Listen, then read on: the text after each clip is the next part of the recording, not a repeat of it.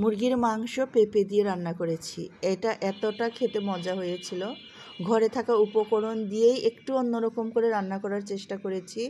এটা দেখতেও যেমন অনেক ভালো হয়েছিল, সবার খেতেও একটু ভালো লেগেছিল। গরমের মধ্যে একটু টকটক করে রান্না করেছিলাম। রান্নাটি করার জন্য আমি এখানে প্রায় 1 কেজির মতো মুরগির মাংস নিয়েছি।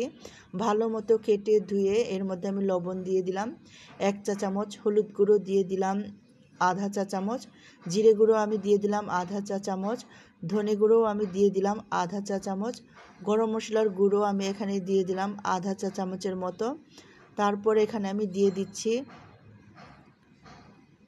মরিচ গুঁড়ো, এটাও আধা চা চামচ দিয়ে দিলাম। আর আমি আদা রসুন একসাথে পেস্ট করে 1 চা চামচ দিয়ে দিলাম। আর এখানে আমি গুঁড়ো দুধ দিয়ে দিলাম 2 টেবিল চামচ, ভিনেগারও দিয়ে দিলাম 1 টেবিল চামচ, আর সরিষার তেলও আমি প্রায় 1 টেবিল চামচ দিয়ে এটাকে খুব ভালো করে মেখে বেশ কিছুক্ষণ রেখে দিব। এই 10 থেকে 15 মিনিট, আধা ঘন্টা রাখতে পারলে বা 1 ঘন্টা রাখতে পারলে আরও ভালো। একটা বাটিতে আমি মশলা নিয়ে নিলাম হলুদ গুঁড়ো, মরিচ গুঁড়ো, ধনে গুঁড়ো, জিরে গুঁড়ো, গরম মশলার গুঁড়ো আর পরিমাণ মতো লবণ। আর আমি এখানে পানি দিয়ে দিচ্ছি, যে বাটিতে দুধ ছিল সেই বাটিতে পানি দিয়েছি, সেই জন্য পানিটা সাদা আসছে। তো মশলাটা খুব ভালো মতো গুলে রেখে দিয়েছি। পেঁয়াজ নিয়েছি হাফ কাপ, এখানে আদা রসুন পেস্ট, আর এই যে এখানে আমি পেঁপে এরকম বড় বড় করে কেটে নিয়েছি, আর আমি একটা আলু 4 টুকরো করে কেটে নিয়েছি। চুলায় কড়াই বসিয়ে দিয়েছি, এর মধ্যে আমি 3 টেবিল চামচের মতো তেল দিয়ে দিলাম, উপর থেকে পেঁয়াজ কুচি দিয়ে দিলাম। পেঁয়াজ কুচিটা দিয়ে একটু নরম করে ভেজে নেব, লাল লাল করে কিন্তু ভাজবো না, একটু নরম করে ভেজে নেব। পেঁয়াজ ভাজা যখন নরম হয়ে যাবে এর মধ্যে আমি দিয়ে দিব আদা রসুনের পেস্ট। আদা রসুনের পেস্টটা একই পেস্ট, কিন্তু একটু পানি দিয়ে গুলিয়ে নিয়েছি যাতে ঢালতে সময় একটু সুবিধা হয়। এখানে কিন্তু ভালোই আদা রসুনের পরিমাণ আছে। এখানে 2 টেবিল চামচের মতো আদা রসুনের পেস্ট আছে। আদা রসুনটা আমি খুব ভালো করে একটু কষিয়ে নিব, সুন্দর একটা ফ্লেভার না আসা পর্যন্ত। তারপর এখানে আমি যে মশলাটা গুলিয়ে রেখেছিলাম পানি দিয়ে, সেই মশলাটা দিয়ে খুব ভালো করে এটাকে কষিয়ে নেব সময় নিয়ে, তেলটা যতক্ষণ না উপরে উঠে আসবে। তো প্রথমবার যে মশলাটা দিয়েছি সেই পানিটা একটু শুকিয়ে নিব। পানিটা শুকিয়ে আসলে আমি যে বাটির মধ্যে মশলা লেগেছিল সেখানে একটু পানি দিয়ে আবার আমি মশলাটা কিন্তু খুব ভালো করে সময় নিয়ে কষিয়ে নেব। তেলটা যখন একদম মশলা থেকে ছেড়ে আসবে এর মধ্যে আমি যে মাংস ম্যারিনেট করে রেখেছিলাম সেই মাংসটা আমি দিয়ে খুব ভালো করে কষিয়ে নেব। তো সবসময় একই রকম রান্না না করে একটু অন্যরকম করে নিজের পরিবারের সাথে একসাথে বসে খাওয়ার জন্য এই রান্নাটা কিন্তু অনেক ভালো লেগেছে।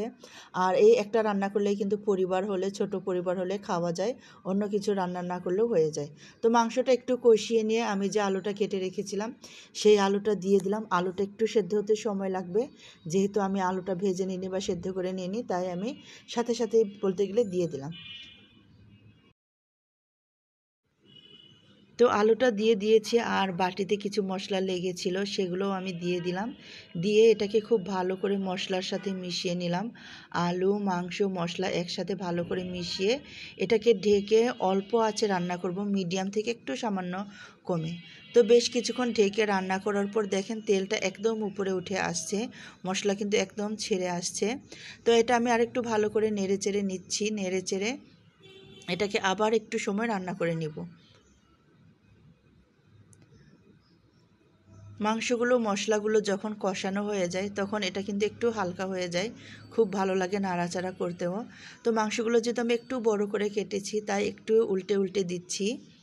মাংসটা বড় করে কেটেছি বলতে খুব বড়ও হয়নি আবার খুব বেশি ছোট হয়নি, নিজেরা খাবার জন্য যতটুকু করা লাগে ঠিক ততটুকু। তারপর উপর থেকে আমি একটু পেঁপে দিয়ে দিলাম, একটু না, আমি যে পেঁপেটা কেটে রেখেছিলাম সেই পুরো পেঁপেটাই আমি দিয়ে এটাকে ঢেকে রান্না করলাম। প্রথমে কিন্তু আমি মশলার সাথে পেঁপেগুলো কষিয়ে নিই, কিছুক্ষণ ঢেকে রাখার পর ঢাকনা খুলে এখন পেঁপেটা খুব ভালো করে কষিয়ে নিলাম। খুব ভালো করে কষিয়ে নিয়ে এটা আবার একটু ঢেকে রান্না করব। তো পেঁপেটা এমনভাবে রান্না করতে হবে পেঁপেটা যেন খুব বেশি গলে না যায়, কিন্তু সেদ্ধ হবে কিন্তু গলে যাবে না। একটু শক্ত শক্ত করা পেঁপে কিন্তু খেতে অনেক বেশি ভালো লাগে, আবার পেঁপে যদি খুব বেশি গলে যায় তাহলেও কিন্তু রান্নাটা একদম নষ্ট হয়ে যাবে, তাই এই দিকটা একদম খেয়াল রাখতে হবে। তো আগে থেকে আমি চুলায় কিন্তু পানি গরম দিয়ে রেখেছিলাম, সেই গরম করা পানি এখানে আমি দিয়ে দিলাম। এখানে আন্দাজ মতো পানিটা আমি দিয়ে দিয়েছি, যেমন একটু সবজিটা একটু ডুবো ডুবো থাকবে, মাংসটা একটু ডুবো ডুবো থাকবে সেই রকম করে। এটা খুব বেশি ঝোল হবে না, একটা মাখা মাখা ঘন ঝোল হবে। এটা দেখতেও তখন খুব ভালো লাগবে, খেতেও ভালো লাগবে। তো বেশ কিছুক্ষণ রান্না করে নিয়েছি, পানিটা শুকিয়ে আসছে, একদম ঘন হয়ে আসছে। ওপর থেকে কয়েকটা কাঁচামরিচ দিয়ে এটাকে আমি নামিয়ে নিয়েছি। তো এইরকম একটা ঘন ঝোল আসছে, দেখতেও অনেক সুন্দর লাগছে, আর এটা খেতেও কিন্তু অনেক বেশি ভালো হয়েছিল। তো পরিবারকে নিয়ে খাওয়ার জন্য একটু যদি অন্যরকম করে মাঝে মাঝে এরকম রান্না করে খাই, খেতে কিন্তু অনেক বেশি ভালো লাগে, সবারই পছন্দও হবে। তো এতক্ষণ আমার রান্নার ভিডিও দেখার জন্য আপনাদের সবাইকে অনেক বেশি ধন্যবাদ জানাচ্ছি। যদি ভালো লাগে তাহলে অবশ্যই একটা লাইক কমেন্টস করে আমার এই ভিডিওগুলো শেয়ার করে দেবেন। ধন্যবাদ।